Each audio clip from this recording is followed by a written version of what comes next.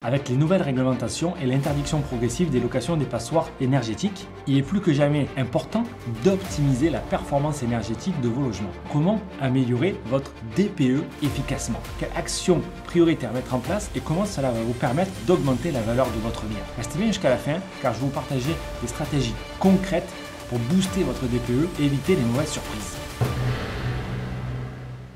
Hello tout le monde, moi c'est Julien, investisseur immobilier passionné depuis plus de 15 ans, marchand de biens, directeur d'une entreprise générale du bâtiment, d'une agence immobilière et fondateur de l'école des Investpreneurs. Alors aujourd'hui je suis ravi de vous retrouver pour parler d'immobilier concret, immobilier pour de vrai, et on va voir comment améliorer les DPE de vos logements. Parce que si vous ne le savez pas encore, avec les nouvelles réglementations en vigueur depuis janvier 2025, les biens classés G ne sont plus autorisés à la location. Les biens classés E et F vont progressivement devoir sortir du parc immobilier également. C'est pour ça qu'améliorer son DPE est aussi important que critique dans l'intérêt économique de vos investissements. Cela a un intérêt pour vos locations de façon à donner un meilleur confort et un meilleur coût de dépenses énergétiques à vos locataires et aussi pour la valeur patrimoniale, la valeur vénale de votre bien. Donc, dans cette vidéo, nous allons commencer par essayer de comprendre le DPE. On va voir comment il est calculé. Pourquoi est-ce que c'est si crucial? On verra les travaux prioritaires à faire pour améliorer votre DPE. On verra aussi les aides financières accessibles à la rénovation énergétique. On finira par parler des erreurs à éviter lorsqu'on veut améliorer son DPE.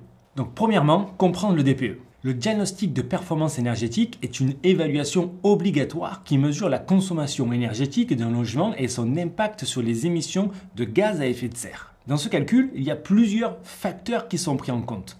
L'isolation thermique des murs, de la toiture, des fenêtres, le système de chauffage et le système de production d'eau chaude, la ventilation, les équipements électriques. Tous ces éléments-là sont cruciaux et déterminent au final la notation. Depuis janvier 2025, les logements classés G sont donc interdits à la location. À partir de 2028, cela va aussi concerner les logements classés F. Et à partir de 2035, ce sera au tour des logements classés E qui seront interdits à la location. Un bon DPE va donc valoriser votre bien et réduire les dépenses énergétiques de vos locataires. Afin d'atteindre ces objectifs de location sans problème, sans interdiction, on va voir dans cette deuxième partie les travaux prioritaires que vous devez faire pour améliorer votre DPE. Quand on sait que 30% des déperditions viennent de l'isolation thermique, c'est donc là qu'on va mettre un premier focus.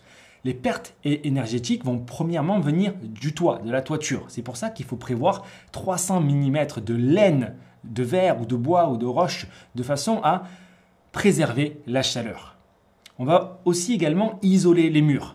Les murs extérieurs notamment, pour éviter les pertes thermiques, on prévoira 100 mm d'isolation et 45 mm sur les murs mitoyens. Les fenêtres en double vitrage ont toute leur importance également. Le système de chauffage doit également être au goût du jour. Les produits les plus performants aujourd'hui sont des pompes à chaleur. Encore faut-il pouvoir en installer car on a besoin d'une unité intérieure et d'une unité extérieure.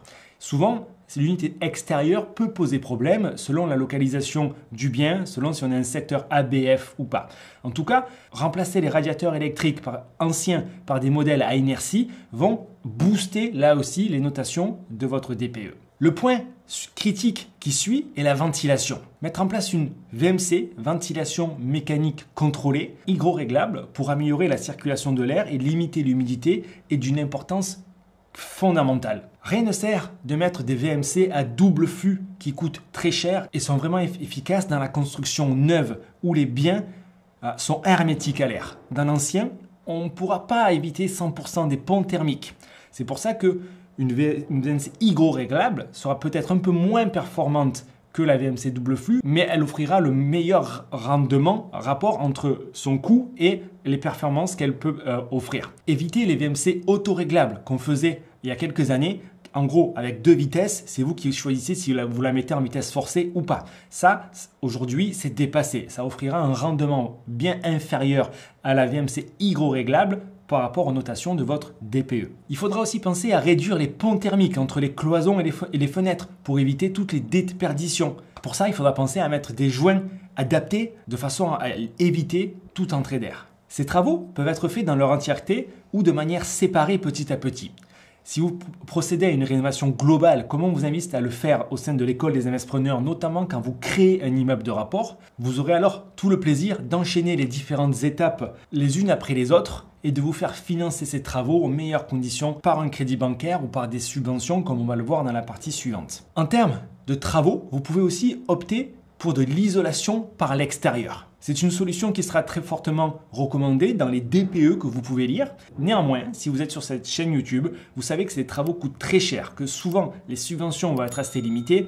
Donc ce n'est pas forcément les projets les plus rentables que vous pourrez faire, notamment si vous créez des immeubles de rapport. Nous allons donc voir maintenant les aides financières accessibles pour les projets de rénovation énergétique pour les propriétaires bailleurs. Parce que l'amélioration de votre DPE, oui, peut être coûteuse, mais heureusement, notre cher gouvernement met plusieurs types d'aides à disposition de façon à inciter les investisseurs à rénover le parc d'appartements existants en France. La première aide et la plus connue est MaPrimeRénov'. Elle est accessible aux propriétaires occupants et bailleurs. Elle va dépendre de vos revenus fiscaux de référence, de l'état du bien que vous achetez et du type de travaux que vous allez faire. La deuxième aide est des prêts à taux zéro qui permettent de financer jusqu'à 50 000 € de travaux sans intérêt.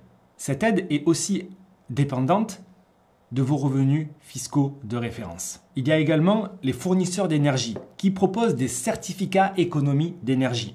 Ce sont des subventions qui sont données par les fabricants pour l'utilisation de leur matériel. Enfin, il y a des aides locales ou régionales dont vous pouvez bénéficier parce que certaines collectivités proposent là aussi des subventions spécifiques pour des travaux de rénovation énergétique. Il faut alors vous rapprocher de la mairie, de la commune où se trouve votre investissement. Je vous donne une astuce. Si vous voulez savoir quelles aides sont facilement accessibles pour votre projet, laissez-moi un commentaire dans cette vidéo et on pourra faire une intégration à partir de notre logiciel de professionnel de façon à voir selon le type de bien que vous achetez, s'il y a une cheminée, s'il y a une chaudière à fioul et selon le type de travaux que vous allez faire et selon votre situation, si votre revenu fiscal de référence, si vous faites cet investissement en nom propre en société, à quelle aide vous avez droit de manière totalement exhaustive.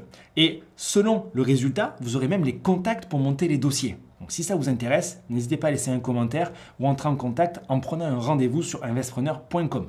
Quatrième partie de cette vidéo, on va parler des erreurs à éviter lorsqu'on veut améliorer son DPE. Première erreur, se focaliser uniquement sur le système de chauffage. Parce que si votre isolation est mauvaise, même le meilleur chauffage du monde, du marché, ne suffira pas à améliorer votre DPE. Deuxième erreur, sous-estimer l'importance de la ventilation. Parce qu'une mauvaise ventilation peut entraîner de graves problèmes d'humidité et donc des coûts de maintenance importants, au-delà du fait d'avoir une mauvaise notation. Troisième erreur, ne pas utiliser des artisans RGE, qui est donc un label de notre gouvernement qui va être donné aux artisans certifiés garant de l'environnement.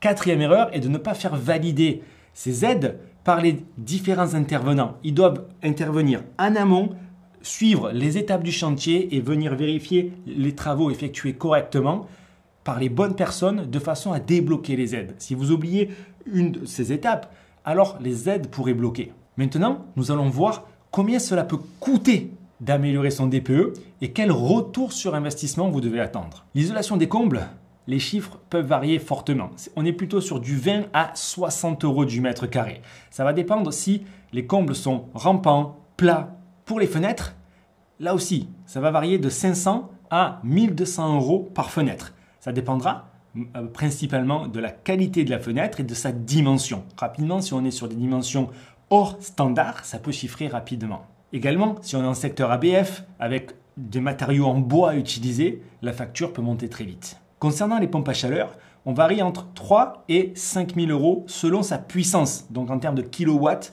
par rapport à la surface de la pièce qu'il faut chauffer. Maintenant, en faisant ces investissements, qui je le rappelle, si vous suivez la méthode Investpreneur, peuvent passer via le financement de votre futur investissement, vont apporter des réductions sur les factures d'énergie, une valorisation du bien à la revente, une meilleure attractivité pour les locataires, donc moins de rotation, moins de vacances locatives. Sans oublier que ces aides vous donnent droit à des déductions fiscales. Ces travaux vont pouvoir être amorti. Si vous êtes en statut loueur meublé non professionnel, loueur meublé professionnel, en SCI, en SAS, ça va donc vous créer plus de charges pour payer moins d'impôts pendant plus longtemps.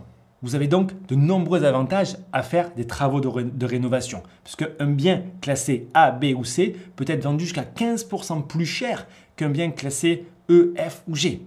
Vous allez payer moins d'impôts pendant plus longtemps, avoir des loyers plus élevés, des locations en courte durée ou longue durée qui vont séduire le plus grand nombre de vos locataires ou de vos clients pour bénéficier d'un patrimoine robuste, périn, qui prendra de la valeur dans le temps. N'oubliez pas que faire des investissements immobiliers, c'est bien, mais il faut aussi participer à l'entretien de cet investissement. C'est en faisant des travaux de la bonne manière que vous arriverez à avoir un parc immobilier périn et très rentable. Si tout ceci vous parle, inscrivez-vous à la prochaine conférence en ligne et en direct qui a lieu dimanche à 20h. On peut se retrouver, je vais vous expliquer toute la méthode pour créer un immeuble de rapport et faire en sorte qu'il vous rapporte jusqu'à 1 000 € de bénéfices nets par mois dès le premier jour de location et 50 000 € de plus-value à la revente. Maintenant, pour être concret, les actions à venir. Si vous avez un bien, faites un DPE pour connaître la performance énergétique